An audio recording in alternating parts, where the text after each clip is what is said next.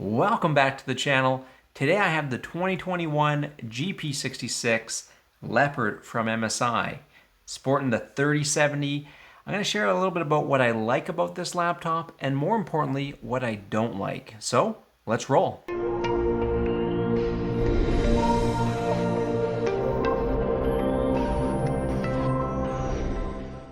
All right, so in terms of the laptop itself, well, a couple things to note right off the hop. We got this new dragon emblem. It's doesn't light up, it's not red, it's nice and subtle, and you know what? I like it that way.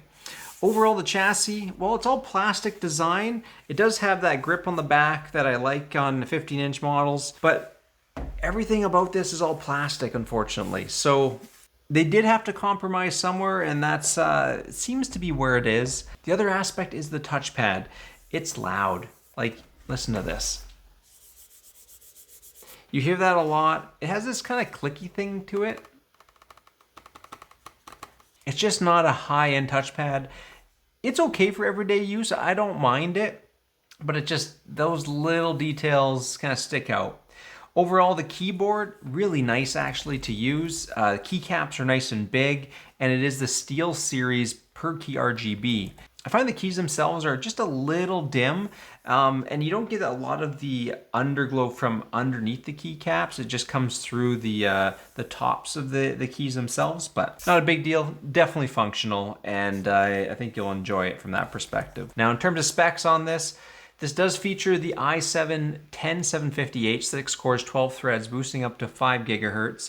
Unfortunately, it is last year's model, but it's still able to put down some frames when it needs to. 16 gigs of memory at 2933 megahertz. Of course, the star of the show, the 3070. It's really nice. 8 gigs of video memory on tap. We, of course, have a 1080p screen, 144 hertz. It is 100% of the sRGB, or up to 100% of the sRGB. So in terms of the battery, it is a 65 watt hour battery. Gets you about 2 to 2.5 hours of runtime. It's actually on the lower end of the spectrum in terms of battery life, so that's too bad. Another kind of compromise there. The 720p camera is, you know what? At least it has a camera. It's gonna get you by. I wish it had 1080p or a 4K. Come on, it'd be great. Overall, it'll get you by to do a couple video calls here and there. And it's kind of just fuzzy, you know? It's kind of fuzzy. So in terms of storage, it does have a 1 terabyte NVMe SSD. It does have a second slot, so you can upgrade it. Quite nice to have that right there, and user accessible. So now in terms of the screen, and more specifically screen bleed, overall, I was actually pretty impressed with the screen. There's only a tiny little bit down in the corner, but this is actually one of the better ones I've seen, especially in the mid-range. So kudos to MSI on getting a great panel, or at least luck of the draw on this one. So when it's sitting at idle, unfortunately the fans don't turn off. So I've found that they're always running. Decibel wise, you're sitting in around that 36 decibels. So it's fairly quiet, but you will notice that they're on. And if you listen closely, you will hear some coil whine. It's not too bad, but on this laptop, you can just hear it, especially in quiet spaces. So something to be aware of. All right, so in terms of speakers on this, they're kind of blah. I mean, to be honest, like any laptop speaker, nothing impressive. It is okay, but here, take a listen, let me know what you think.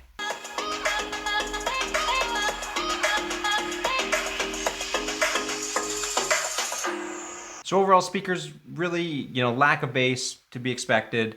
Okay mids, like really just okay. But, you know, throw the headphones on, you'll have a better experience.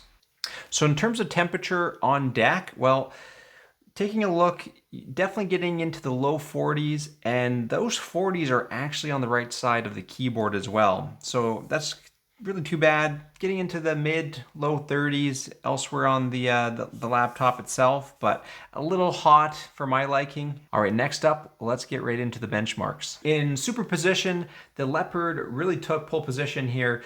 6265 under 1080p extreme and 8141 on 4K optimized. Heading on over to 3D Mark. So Port Royal got the fastest score. In fact, it beat out a 2080 Super at 150 watts. posting a score of 6377. Time Spy, same thing at 9770, and Fire Strike Extreme at 12,737. Really, really good showing here. Heading over to Call of Duty Modern Warfare. So everything 1080p max settings. This came in at 105 frames per second. Heading on over to Shadow of the Tomb Raider. This did not have DLSS turned on. It didn't want to work on this laptop for whatever reason, but it still came in and posted a score, Extreme Cooler Boost at 89 frames per second, and on balance mode, 85. All right, so now let's take a look at the sound, CPU, and GPU. Of course, Extreme Cooler Boost posted the best frames at 89 frames, but the loudest volume at 59 decibels. So CPU was at 63 degrees Celsius, GPU at 67. These were really cool temperatures. Now going up to balance mode, 46 decibels. This is nice and quiet. Now the temps actually didn't go up that bad. CPU at 76, GPU at 83. A little bit higher, but still within the norms. And the frames per second only dropped by 4 frames per second. So overall, I personally like the game at this frequency, and it gives you a very decent performance level as well. Heading over to Death Stranding, this came in at 102 frames per second, which was really, really great to see. Forza Horizon 4 came in at 103 frames per second.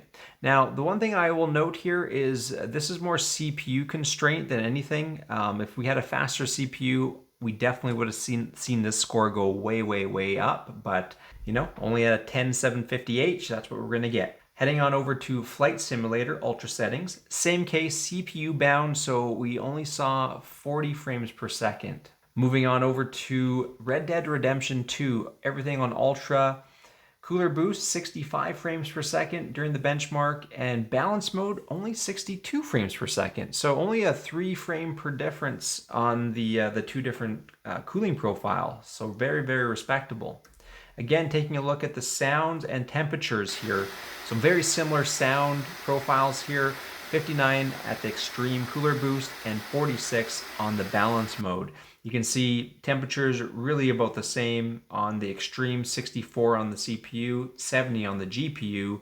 A little bit hotter on the balance mode though. 85 on the CPU and 81 on the GPU. Heading over to Fortnite. So on balance mode, this was actually quite good. Even with on the Epic or Epic with DLSS, quality settings came in around 35, 36 frames per second. Over to Apex Legends.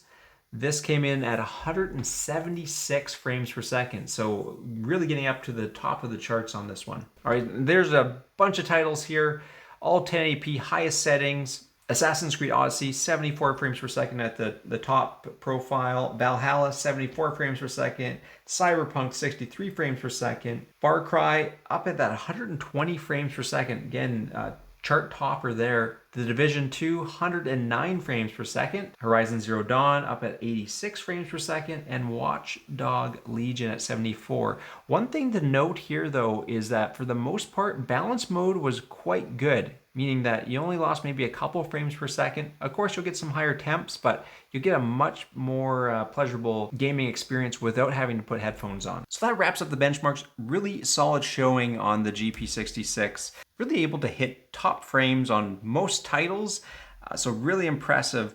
You know, if it had a bit better CPU, it could go probably even a bit higher, but overall, it's a decent match for a mid-range laptop. So I did try my hand at mining on this just to see what it could do. It was getting around 61 megahash on Ethereum.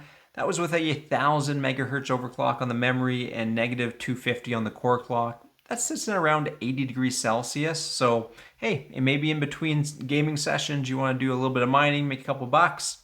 That's an option for you. I wouldn't recommend it. Of course, that's a lot of heat put into a laptop, but hey, if you're into that thing, that's the info. All right, so overall thoughts on the laptop. Well, I'm really impressed. You know what? I think there's some material flaws with this. Chassis, touchpad, things like that. Battery life, not that great. But you know what? Where it counts, performance-wise, this thing really shows up. And so with that, I give this an IMO score of 8 out of 10. Thanks for watching, everybody. That wraps up the review on the MSI GP66 Leopard. Hope you liked it. Let me know what you thought in the comment section down below. Let me know what laptop you'd like me to bring in next. Of course, like and subscribe to the channel. That helps me out, helps me keep making videos for you. And until next time, bye for now.